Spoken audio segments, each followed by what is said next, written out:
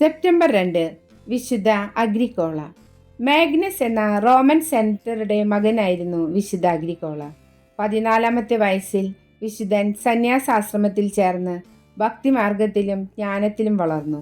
അമ്മയുടെ മരണശേഷം അദ്ദേഹം സന്യാസാശ്രമത്തിൽ സന്യാസിയായി ചേർന്നു.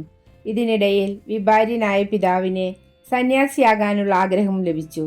16 വർഷങ്ങൾക്ക് ശേഷം മാഗ്നസ് അവിഞ്ഞോണിലെ ബിഷപ്പായി വാഴിക്കപ്പെട്ടു.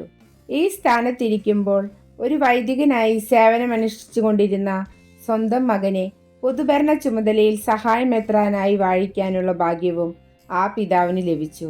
10 വർഷങ്ങൾക്ക് ശേഷം പിതാവിൻ്റെ പിൻഗാമിയായി ഉയർത്തപ്പെട്ട വിശുദ്ധ അഗ്രിക്കോള സുവിശേഷ പ്രഘോഷണത്തിലും സാധുജന സംരക്ഷണത്തിലും പ്രസിദ്ധനായി തീർന്നു. ഒരു വ്യാളിയോടൊപ്പം വിശുദ്ധനെ ചിത്രീകരിക്കാറുണ്ട്. പിശാചിനെതിരെ പടവെട്ടി വിജയം വരിച്ചതിനാലാണത്. ബലഹീനമായ സ്വന്തം മാനുഷിക ഇച്ഛാശക്തി കൊണ്ടല്ല, മറിച്ച് ലോകരക്ഷകനായ ക്രിസ്തുവിൻ്റെ കുരിശുരൂപവും പ്രാർത്ഥനയും ഉപവാസവും അചഞ്ചലമായ വിശ്വാസത്തിൻ്റെ പടച്ചട്ടയും ഉപയോഗിച്ചാണ്.